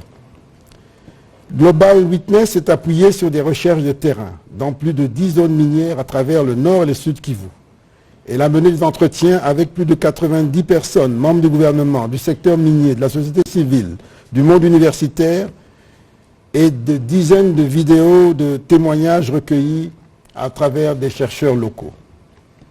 Global Witness est arrivé à la conclusion que d'abord 90% des minerais de 3T exportés par le Rwanda sont introduits illégalement à partir de la RDC.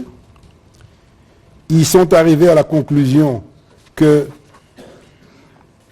le Rwanda était bien conscient du volume de production artificiellement gonflé par la contrebande. Et ils sont arrivés à et ils ont même donné le témoignage que plusieurs entreprises mondiales avaient été averties depuis 2013. Se sont adressées à des entreprises aussi importantes que Apple, que Intel, que Samsung, que Motorola, que Kyocera. Ils ont informé ces grandes entreprises multinationales que 90% du minerai qu'ils achetaient au Rwanda était issu de la contrebande, était lié à des conflits et provenait de la RDC. Et ils l'ont fourni avec des preuves, nous affirme Global Witness.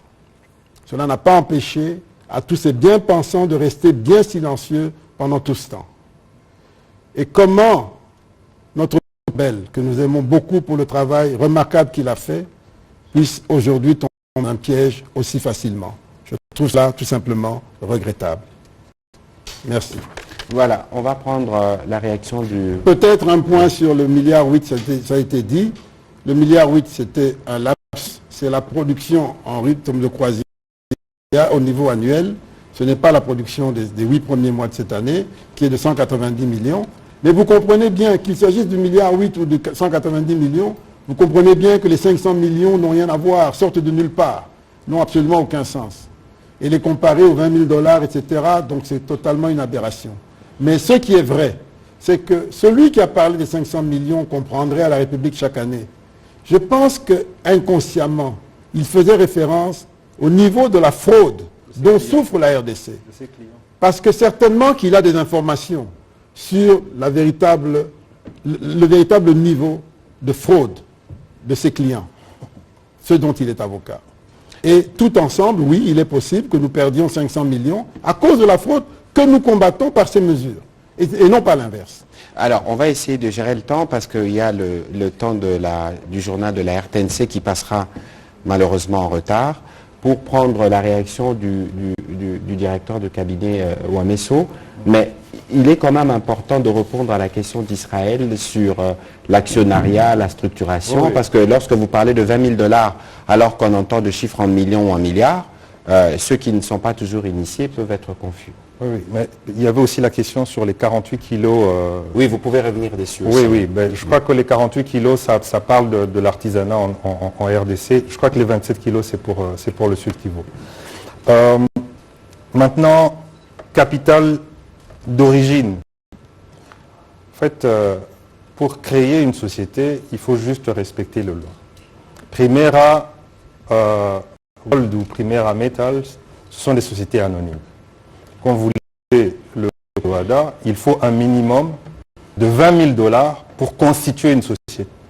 Donc il faut savoir que pendant que nous étions en train de discuter, on n'avait pas encore finalisé, c'est le capital qui a été retenu pour pouvoir créer la société qui maintenant allait avoir les capitaux, et je peux vous dire que pour cette année uniquement, la maison mère de Primera a mis à disposition de Primera Gold l'équivalent de 950 millions de $ pour pouvoir racheter l'or auprès de nos artisanaux. Donc, vous voyez qu'il y a une confusion entre le minimum requis pour constituer une société et les capitaux qui vont servir à la société de pouvoir effectivement exercer son activité. Et maintenant, le débat n'est pas là. Le débat, c'est de savoir, est-ce que Primera Gold a acheté 3 tonnes d'or depuis janvier? Si la question est oui, est-ce que Primera Gold a acheté 3 tonnes d'or avec 20 000 $? La question est non. Donc ça veut dire que ce débat, la réponse est non, pardon, donc ça veut dire que ce débat en disant qu'on a bradé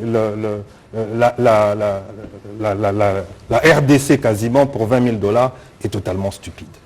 Donc ça, c'est la réponse par rapport à ça. Le fonds de roulement, c'est ce dont la société a besoin pour fonctionner. Ouais, pour fonctionner, pour pouvoir faire ses activités. Et on voit bien que Primera a eu besoin de plus de 100 millions de $ pour pouvoir exercer son activité. Et ce n'est pas l'argent qui est venu de la RDC, c'est l'argent qui est venu de nos partenaires pour nous soutenir dans notre activité. Et je voudrais même aller plus loin. Vous avez parlé du prix Nobel. Je ne vais plus dire tout ce qui a été dit sur lui, mais si la dernière phrase qu'il a utilisée par rapport aux Émirats Arabes Unis est vraie, en disant les Émirats Arabes Unis ont du pétrole, ils ne devraient pas venir en RDC pour pouvoir nous piller notre or. Déjà, ce n'est pas le cas, on l'a suffisamment démontré ici. Mais il faut savoir que, et nous, et je crois que c'est peut-être ça l'erreur qui a été commise au niveau, Monsieur le ministre des Finances les appelle les bien-pensants, et la RDC et les Émirats Arabes Unis ont été mis à l'index. C'est-à-dire que on a attaqué les Émirats Arabes Unis de pouvoir racheter de l'or en sautant le roi. Voilà, du sang, et on a attaqué la RDC en étant le pays d'où provenait cet or-là. Mais la RDC, les Émirats Arabes Unis se sont dit, mais l'or qu'on nous dit que ça vient de RDC, mais on ne l'achète pas de RDC. On l'achète du Rwanda et des autres pays. Donc nous, on nous accuse de pouvoir acheter de l'or de la RDC, alors que le pays qui nous vend, il est blanc comme neige. C'est le bon exemple, c'est la bonne gouvernance, c'est le pays qu'il ne faut pas toucher, c'est le meilleur exemple. Ils se sont dit, mais non, on va approcher la RDC et on va mettre ensemble une filière d'achat d'or propre, traçable, transparent. Et salué par les Nations Unies, je veux dire. Exactement, c'est ce que j'allais dire. Et donc, c'est comme ça que c'est arrivé. Donc, c'est regrettable que, encore une fois, que le prix Nobel, notre prix Nobel, le docteur Mukwege, ait eu ait fait cette sortie. En tout cas, c'est vraiment regrettable. Donc, ça veut dire qu'il n'est pas dans les enjeux. On devrait mieux lui expliquer ce qui se passe dans son propre pays, surtout en matière économique et minière. Alors, on va prendre 2-3 questions parce qu'il faut qu'on clôture. Allez. La stratégie anti-dumping. Oui, vous avez parfaitement raison. Cette stratégie, ce qui se passe dans le secteur de l'or nous inspire, nous a déjà inspiré et nous inspirera pour les autres secteurs. Souvenez-vous qu'il y a à peine 2 semaines, le Conseil des ministres a approuvé un projet de décret que j'ai présenté qui instaurait une taxe, un prélèvement unique pour 6 produits stratégiques à l'entrée, dans le but justement de rationaliser notre fiscalité. Parce que nous savons que notre fiscalité et notre parafiscalité sont confiscatoires, sont tout simplement écrasants et c'est contre le doing business. Et donc c'est un vrai problème qui se pose dans plusieurs secteurs. Dans le secteur du café, nous avons la même situation, toujours avec les mêmes pays voisins, où notre café qui est produit dans les Kivu sort en contrebande et est vendu de l'autre côté. Nous avons en permanence des discussions et même des différends avec notre secteur privé sur comment on appelle ça, ONACAF, ONAPAC, sur une série de prélèvements obligatoires qui sont confiscatoires et qui gênent le bon fonctionnement des affaires, qui gênent la compétitivité globale du pays. Donc effectivement, ça va nous inspirer, ça nous inspire déjà, et nous devons mettre de l'ordre un peu partout. Mais c'est un processus. Vous avez parfaitement raison. Voilà, on va prendre la question de Christian Lusakono. Je vais demander à Faustin Kodiasala et à Paul Lorgéry d'avancer. Comme ça, on va aller lentement mais sûrement vers la fin de cet exercice. Bonjour, merci. Le micro est particulièrement haut. Merci de m'accorder la parole. Alors, comme je sais qu'on n'aura pas de questions-réponses avec les intervenants, je me suis permis pendant, au cours de cette conférence, d'écrire les questions que je vais vous poser. Depuis 2-3 jours, on est plongé, enfin, personnellement, je suis plongé. J'ai eu la possibilité d'interviewer le ministre des Mines, j'ai eu la possibilité des Finances, j'ai eu la possibilité d'interviewer Maître Maïcha, le député à l'origine apparemment de cette conférence. L'avocat député. Non. Et moi, je voudrais... Allez-y. Et moi, je voudrais maître, non? Oui, avocat. Maître Maïcha. Moi, je voudrais vous parler d'une question que j'ai posée au ministre des Finances sur l'exclusivité, parce que le contrat Primera parle, oui, d'exclusivité, mais il annonce aussi un décret. Vous nous avez montré que le décret ne cite plus l'exclusivité. Alors, première question, est-ce que le fait que ce décret ne parle plus d'exclusivité ne va pas peut-être être sujet de couac avec Primera demain qui en attendait? Et puisqu'on parle d'exclusivité, là je ne veux pas parler de 3T, mais je vais vous parler d'une autre affaire.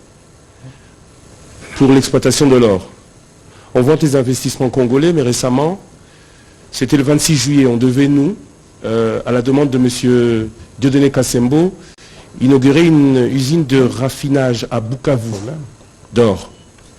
C'était de l'achat aux artisanaux congolais d'or brut pour raffiner et donner de la valeur à cet or que le code minier dit en matière de matières premières. La priorité est à l'exportation de produits finis. Or, pour des raisons, au ministère des Mines, conformité avec les réglementations sociétales, conformité qu'on ne demande qu'à ceux qui ont des permis d'exploitation, ce n'est pas le cas de Congo Gold. L'agrément a été retiré, Sénaref aussi a parlé parce qu'un des associés indiens, enseignement associé de Primera, semble être ou ne pas être au-dessus de tout soupçon. Ma question est la suivante. Est-ce que, dans les faits, cette usine de raffinage d'or va pouvoir avoir son agrément puisqu'elle est aujourd'hui prête à fonctionner? Ou est-ce que Primera va primer sur un investissement congolais. J'ai posé la question au ministre des Mines. Ma question portait sur cela. Pourquoi être parti chez les Arabes chercher ce que les Congolais peuvent faire eux-mêmes? Ma question c'est celle-là. Est-ce que la raffinerie de Bukavu ne va pas être lésée de tous ces projets avec Primera? Voilà. Voilà, Monsieur le ministre des Finances, si vous avez très des clairement, indications. cette raffinerie de Bukavu, ça fait quelques années qu'elle attend son agrément, qu'elle attend l'agrément aussi bien au cours des investissements qu'en tant qu'opérateur du secteur minier, etc. Elle ne l'a pas obtenu, il y a bien des raisons pour lesquelles elle ne l'a pas obtenu. Je crois que lorsque j'ai parlé sur Top Congo, j'ai dit qu'il n'y avait pas d'exclusivité, et je le confirme, il n'y a pas d'exclusivité. La preuve, c'est que j'ai ici devant moi un certificat qui prouve qu'il y a une entreprise qui s'appelle Yellowstone qui a exporté cette année pour 29 kilos d'or. Ça veut dire qu'il y a, je confirme, il n'y a pas d'exclusivité. Mais j'ai mentionné sur Top Congo, pour autant que l'on soit sûr que ces opérateurs travaillent en phase avec la politique du chef de l'État, qui est d'assurer une transparence et une traçabilité sans faille.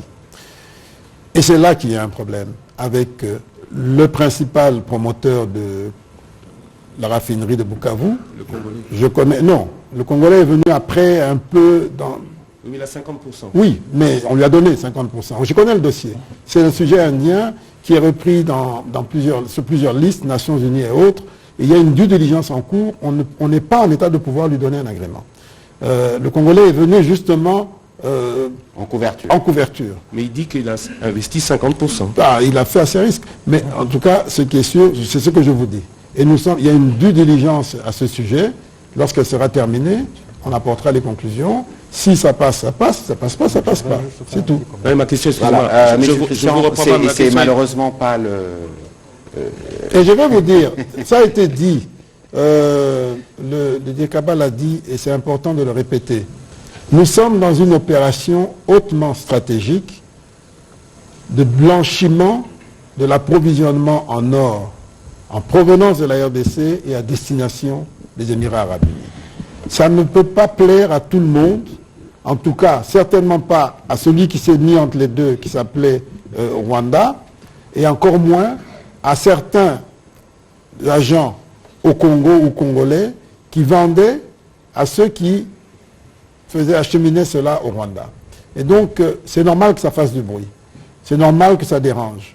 Mais nous maintenons le cap parce que nous sommes sûrs de notre fait, nous sommes sûrs qu'il s'agit là d'une opération tout à fait transparente, faite dans l'intérêt du pays, qu'il n'y a absolument pas de mafia. Au contraire, c'est une opération anti-mafia et nous en sommes très fiers.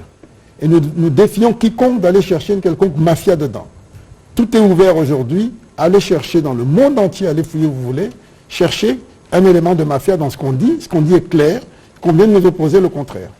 Voilà, on va prendre le petit commentaire, allez-y. Oui, je voudrais juste faire un petit commentaire parce que M. Lusakweno a voulu faire croire que nous avons été, on va dire, complaisants vis-à-vis des Arabes contre les ressortissants congolais. Mais je voudrais vous dire que si la société congolaise avait apporté les mêmes gages de transparence, de traçabilité et, on va dire, d'éthique dans son entreprise, évidemment qu'elle aurait, cette entreprise congolaise, la primeur et le soutien du gouvernement congolais. Mais malheureusement, il y a des zones d'ombre, il y a des questionnements, il y a du flou dans cet investissement, d'où les réticences du gouvernement, alors que dans la stratégie avec les Émirats arabes unis, c'est traçable, c'est transparent et ça nous permet de pouvoir couper l'herbe sous le pied à notre voisin qui nous a trop longtemps, grâce ou bien à cause de nos matières premières, déstabilisés. Et je voudrais revenir sur quelque chose qui n'a pas été dit, c'est que le contrat avec Primera, notamment pour les artisans miniers, il y aura, c'est quelque chose qui a beaucoup plu à son Excellence Monsieur le Président de la République, il y aura un système de mutuelle de santé qui va être mis en place. Le processus va probablement démarrer au mois de septembre ou au mois d'octobre pour venir les besoins de soins de santé des travailleurs ainsi que de leur famille. Très important ce côté aussi social dans le cadre de l'encadrement de ces mineurs artisanaux dans le Sud Kivu et en Ituri. Alors, sur cette question, un de nos téléspectateurs m'a envoyé des éléments. Christian de Sacono, je vous le partage. Un rapport du Global Witness qui date d'avril 2020, qui donne des détails. Je ne voudrais pas citer les noms de ceux qui sont dedans, mais dans le rapport, vous verrez qu'il y a évidemment un besoin pour nous de faire une due diligence pour être sûr de qui seront les patrons de cette raffinerie. Monsieur Koudiessa, là, vous avez la parole. Merci, Excellence. Mes deux questions, je voulais juste revenir sur le contrat. C'est vrai que vous, le ministre des Finances et le DIRCABA du chef de l'État s'est étalé longuement sur le bénéfice de cet accord. Mais il y a des aspects du contrat pour lesquels je voudrais avoir quelques précisions. Dans les contrats, il est dit clairement que l'accord est régi par les lois de la République démocratique du Congo, mais avec une incise qui prévoit à ce que tout litige, mésentente ou réclamation découlant de cet accord est régi par les lois de l'Angleterre et des pays d'égal. Qu'est-ce à dire exactement? Et puis plus loin, là c'est spécialement pour le ministre des Finances, dans le même accord, il est prévu la création, je cite, d'une économie sans argent liquide qui est censée offrir aux exploitants artisanaux l'accès à des solutions bancaires. Par rapport à mon entendement, je me rends compte qu'on est déjà dans une situation de la crypto-monnaie ou de l'économie numérique évidemment. Alors je voudrais, c'est vrai que la Banque centrale n'est pas signateur de cet accord, est-ce que vous avez eu le temps de parler avec la Banque centrale pour organiser ce que moi j'appréhende comme une économie numérique, comment ça va s'organiser pour que ces exploitants miniers aient accès à une économie sans argent liquide, en fait, aient accès à un service bancaire sans argent liquide. Comment ça va se passer? Je suggère que vous puissiez noter la question puisqu'on va prendre la série pour une économie de temps, s'il vous plaît. On va prendre la question de M. Paul Lorgéry. Excellence, monsieur le directeur de cabinet adjoint, bonsoir. Je bifurque un petit peu, bien que je reste dans le domaine minier. 13 personnes de nationalité chinoise ont été arrêtées dans le Haut-Lomami récemment. De ce que j'ai pu lire, ils retenaient du lithium illégalement. C'était pour revenir sur les conditions de leur arrestation, sur le pourquoi, et est-ce que, justement, ça va de pair avec la stratégie de rationalisation de l'exploitation minière et de sa production, tout simplement. Voilà. Voilà. Merci. Ah, monsieur Onassis. Voilà. Ok. Onassis Mutombo de Art.cd. Puisque vous avez dit, monsieur le ministre, tout à l'heure, que la transparence est une règle d'or de votre gouvernement, mais de l'autre côté, on vous accuse de bloquer justement le paiement des bénévoles des 9e Jeux de la francophonie. Oh, on est... Non, ça va, c'est pas grave. Oui, justement, à part ça même, il y a des journalistes qui multiplient des sit-ins. Moi, je me rappelle qu'après 2 semaines de l'arrivée du pape ici à Kinshasa, j'étais à Guémena. Mais quand je suis revenu ici, j'ai été payé. Mais depuis un temps, il s'est... Mais monsieur, excusez-moi, ce n'est vraiment pas le cadre pour poser ces questions, s'il vous plaît. C'est une question d'actualité. S'il vous plaît, posez la question à monsieur Isidore Kwanja. Blaise Aïnda, vous avez une dernière question, s'il vous plaît. Monsieur le ministre des Finances, je voudrais avoir une précision. Est-ce que aujourd'hui vous répondez parce que simplement Maître Alfred Maïcha a animé son point de presse ou son émission, puisque bien avant le 2 juin, je me rappelle, le Congo n'est pas à vendre, a émis les mêmes inquiétudes que Alfred Maïcha. Aussi, il y a une société civile, un panel des experts qui a émis les mêmes inquiétudes par rapport à la durée, par rapport à l'exclusivité, ainsi de suite.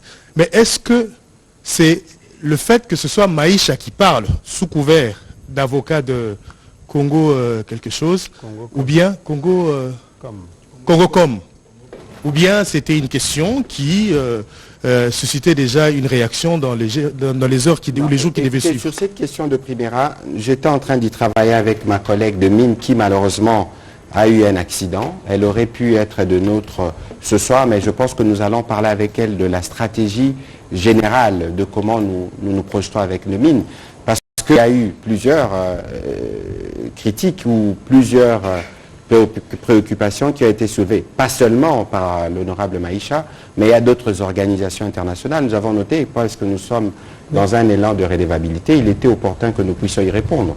Et donc, maintenant, il y a des éléments d'information qui ont été donnés, mais il y a d'autres éléments d'information qui seront donnés. Vous avez le directeur général qui est là, de manière spécifique, parce que le projet tel que nous le présentons, c'est le projet principal du front économique qui nous permettra à la longue de maîtriser tous les circuits économiques des provinces du Nord Kivu, du Sud Kivu, des Lituri, du Maniema. Et donc il y a tout un écosystème qui s'est mis en place et dans le moment venu, j'espère qu'on pourra organiser une visite dans le Sud Kivu pour que vous puissiez voir des visus comment ce travail s'est fait et comment cela va continuer dans les autres provinces. Après, je vais laisser la parole à mes deux intervenants pour que chacun, dans les questions qui étaient les siennes, puisse en 2-3 minutes répondre pour clôturer cet exercice. Ok. Bon, il y a eu beaucoup de questions. D'abord sur la clause d'arbitrage. La clause d'arbitrage, elle renvoie à Londres ou à Paris, je ne sais pas. Ça, c'est juste pour des fins d'arbitrage, c'est-à-dire on choisit la juridiction vers laquelle on ira en arbitrage. Mais pour le reste, c'est du droit local, c'est du droit congolais.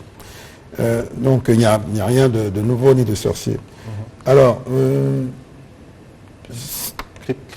crypto-monnaie, non, il ne s'agit pas de crypto-monnaie, il s'agit simplement de traçabilité, de transparence. Et vous savez que dans notre pays, le gros des manipulations d'espèces termine vers l'Est et traverse la frontière. Toutes les études ont montré que les billets de banque importés par Kinshasa retournent à l'étranger par Kigali. Une bonne partie du moins, une bonne partie. Pas tous, mais une bonne partie. Et ça, c'est le trafic illicite. C'est le trafic illicite qui alimente tout cela, à notre détriment. Et donc, l'objectif n'est pas d'entrer dans la crypto-monnaie, loin de là. L'objectif, c'est de faire en sorte que le système financier congolais soit compétitif et le plus scriptural possible. C'est-à-dire que les paiements se fassent par voie scripturale. Raison pour laquelle Primera, vous avez le DG et le PCA de Primera qui sont là devant vous. Non, de Primera. Le PCA de Primera, M. Wageni Paipai, le DG, M. Joseph Kazibaziba, et le PCA de Sakima qui est devant vous. Donc, les trois peuvent vous répondre en détail. L'objectif, c'est que, autant que possible, le paiement des creuseurs se fasse par voie bancaire. Pour des raisons justement de traçabilité. Et ils sont pratiquement parvenus à le faire. Aujourd'hui, tous ceux qui vendent l'or à Primera le vendent et sont payés par les banques locales. Ça fait un flux d'argent. On a parlé de 950 millions de dollars pour la première année. Cet argent qui vient renforcer notre position extérieure et qui va à l'avantage même de la stabilité qu'on est. Vous qui voulez que le dollar que le franc congolais soit stable, vous ne pouvez pas refuser en même temps qu'on garde les devises autant que possible. On ne peut pas préférer, comme le fait l'honorable Maïcha, préférer que ça aille au Rwanda. Non. Donc, il faut soutenir cette politique. Et aujourd'hui, 20-25 000 creuseurs, il va préciser les chiffres, sont aujourd'hui enregistrés. Ils ont une carte, ils ont un compte bancaire. Et l'autre bataille, c'est de faire en sorte que le coût des opérations bancaires soit le plus compétitif possible. C'est un combat à l'échelle du pays tout entier, mais en particulier dans cette zone. Et pour cette zone, on a déjà commencé, dans le cadre du Primera, à prendre des mesures ad hoc pour que, dans le cadre de notre stratégie de lutte contre la fraude, nous puissions adresser cette question du coût des opérations financières ou bancaires dans cette zone. Donc c'est de tout cela qu'il s'agit et je pense que nous avançons comme il faut. L'autre question, bénévole. Mais c'est un peu ça, toujours un peu la contradiction. Bénévole qui demande un salaire. Je ne sais pas comment on fait. Ça, c'est très congolais, ça. On est bénévole, mais on exige et puis on va même marcher alors qu'on est bénévole. Bon, c'est un peu ça le problème. Le problème, c'est quoi? Si ces gens méritent d'avoir quelque chose parce qu'ils ont travaillé, ils l'auront. Ils l'auront à travers la francophonie, la direction de la francophonie. Il y a des gens qui s'en occupent. Et le moment venu, ça sera clarifié. Mais ce qui est déplorable, c'est cette mentalité, d'abord, de toujours et trop attendre de l'État. On parle de bénévoles d'un côté et on exige, on marche. C'est contradictoire. Mais je vous le dis, si on leur doit quelque chose, ils l'auront. Et ce n'est pas moi qui le calcule, c'est la direction de la francophonie. Il y a des instances, il y a un comité de pilotage. Le moment venu, ce qui doit être payé sera payé. Mais il y a aussi une autre chose à déplorer chez nous. Moi, je le vis au quotidien en tant que ministre des Finances. C'est cette façon d'ameuter les réseaux sociaux, etc., à la moindre occasion quand on veut obtenir quelque chose. Un peu comme ça a été fait d'ailleurs pour ce dossier Primera. Mais quand on gratte, on voit tout ce que ça cache. Je crois qu'aujourd'hui, vous êtes plus ou moins édifiés pour voir l'ampleur du problème derrière, toutes les ramifications qu'il y a derrière, tous les enjeux qu'il y a derrière. Mais c'est comme ça. On ameute les gens, on utilise l'émotivité des Congolais. Les Congolais sont émotifs. C'est pour ça qu'ils sont bons dans la chanson et dans la danse. Parce que nous avons beaucoup d'émotions. Et on profite de ça pour nous faire croire n'importe quoi. Il faut, à un moment donné, on regarde, on reste calme, on réfléchit, on analyse et on fait la part des choses. C'est ce qu'on essaie de faire aujourd'hui avec vous. Et je pense, j'espère que nous aurons atteint notre objectif. Pourquoi est-ce qu'il y a-t-il un acharnement sur l'honorable avocat Maïcha? Loin de là. Dans cette même pièce, j'ai déjà eu à dénoncer des propos tenus par une journaliste étrangère, française, que vous connaissez très bien, qui, la première, a lancé quelques salves contre ce contrat Primera. Et j'ai tout de suite remis les choses en place. Parce qu'elle aurait mieux fait de dénoncer, de condamner tout ce qui se passait de l'autre côté de la frontière. Elle n'a jamais fait. Et maintenant qu'on cherche à trouver des solutions, de nouveau, arrose sur le pauvre Congo, le Congo bashing, on recommence à dire non, tout ce qui vient de chez nous est faux, tout ce qui vient de chez nous est mafieux, tout ce qui vient de chez nous cache la mafia. Je n'ai pas accepté ça, je ne l'accepterai jamais. Parce que je sais dans quelles conditions nous travaillons. Nous prenons des risques. Vous savez comment ça marche là-bas. Vous croyez que c'est facile de se lever comme ça et de dénoncer aussi clairement une mafia de laquelle des milliers de gens profitent, de laquelle tout un pays profite depuis des décennies? Non, mais nous avons pris ce courage derrière notre chef, parce que nous estimons que c'est dans l'intérêt du pays. Donc nous attendons de vous, Congolais, de soutenir ce qui est juste. Mais pour que vous puissiez soutenir ce qui est juste, il faut que vous soyez bien informés. C'est ce qu'on vient faire aujourd'hui, dans un esprit démocratique. Donc il n'y a pas d'acharnement contre qui que ce soit. Et j'espère que lui-même, l'avocat député, va vous rejoindre, va rejoindre la grande masse des Congolais qui n'ont qu'un seul souci, c'est que ça change, que ça cesse, que le conflit à l'Est s'arrête. Voilà de cela qu'il s'agit. En plus, sur le plan du bénéfice pour les populations, ça a été très clairement dit, des milliers de kilomètres de routes, des centrales électriques en projet, la transformation. Ce dont on parle tous les jours, le chef de l'État dit que si on commence à transformer nos minerais, on passera de, comme disent les anglo-saxons, de billions à trillions. On parle de milliards aujourd'hui, on parlera de milliers de milliards rapidement. Moi, j'étais en Indonésie, j'ai vu comment, en l'espace de 5-6 ans, j'étais avec le directeur de cabinet adjoint, sur un seul produit, le nickel, ils produisaient 5 ans auparavant, ils exportaient pour 3 milliards, après 5 ans d'efforts, de transformation, ils sont passés à 33 milliards, sur un seul produit transformé. Et en totalité, ils sont à plusieurs centaines de milliards, mais sur un seul produit. Pour vous dire que là est l'enjeu. Et c'est ce que le président vous apporte à travers ce qu'on a commencé avec Primera. La prochaine étape, c'est la fonderie, la transformation du coltan. Et pourquoi pas, on peut aller au-delà de la simple transformation du coltan, on peut aller dans des produits finis. Parce qu'on aura créé les conditions à travers tous les investissements planifiés comme on vous l'a décrit. Donc c'est ça qu'il faut applaudir. Monsieur le ministre, merci. On va prendre, et ce sera aussi votre dernière intervention en 2 minutes, les compléments que vous pouvez pour les questions qui vous ont été destinées. Moi je crois qu'il y avait une question sur l'arrestation des Chinois dans le Haut-Lomami.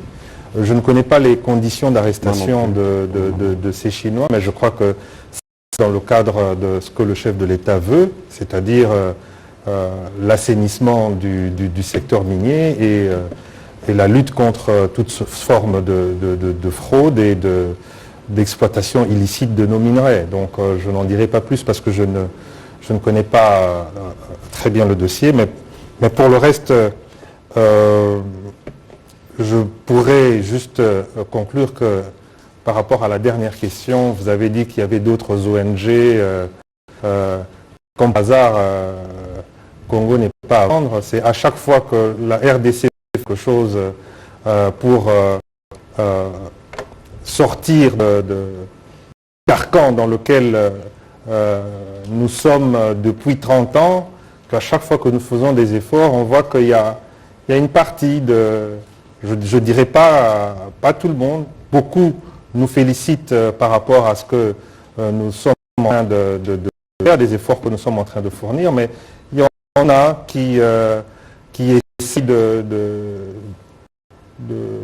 nous jeter l'anathème. Je crois qu'ils préfèrent l'ordre ancien.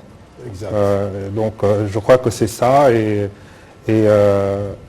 je dirais même plus pour cette ONG-là que je ne pense pas qu'ils parlent, je pense qu'ils parlent plutôt de l'État au nom du Congo. Ça s'appelait aussi Congo. Pas à vendre.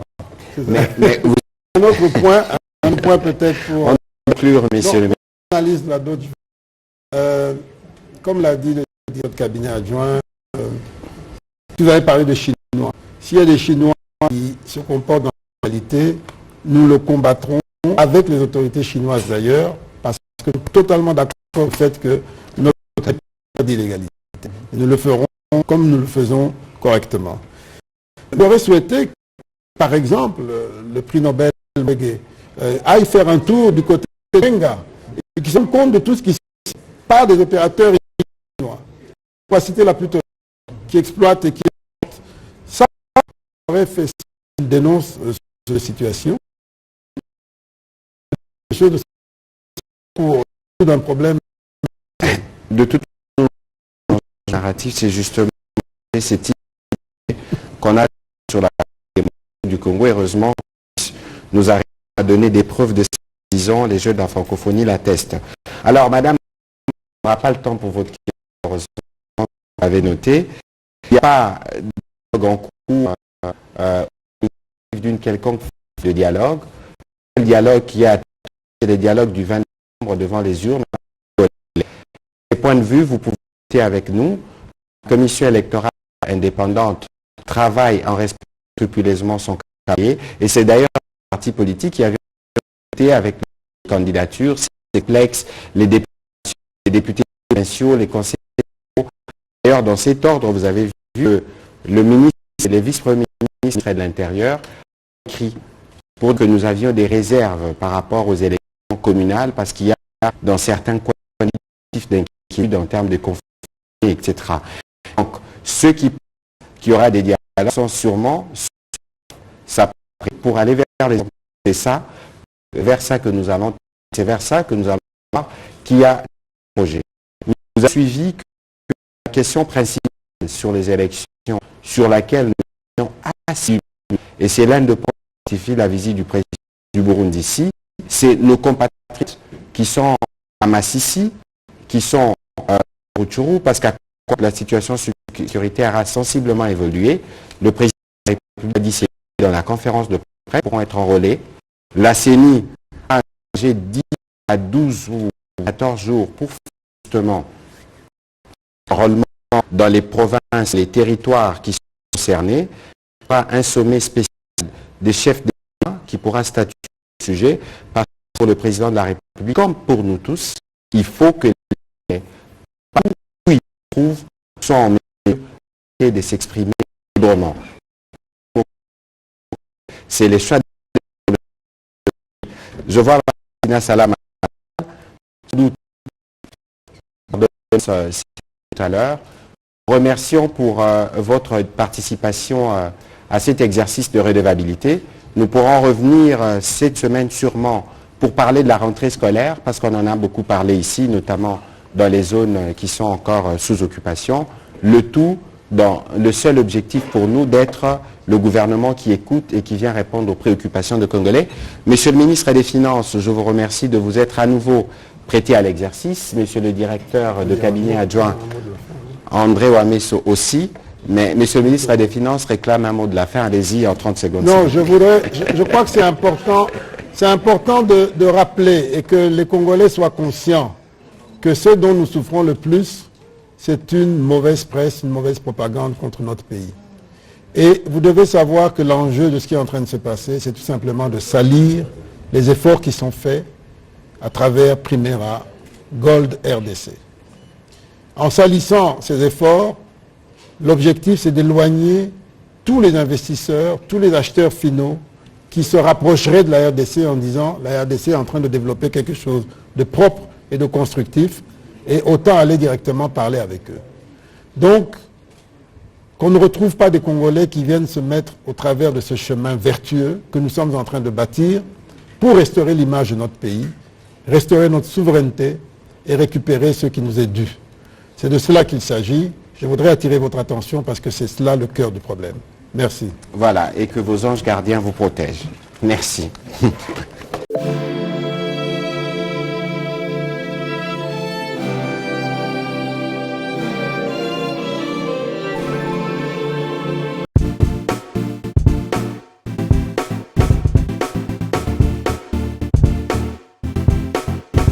On doit mettre sur le pied et créer dans un état de droit et une justice indépendante.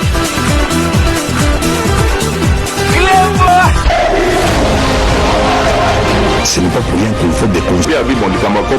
Au salaire au yuyo, aux amona maïnanga, c'est vrai, au tangana yo du ventre.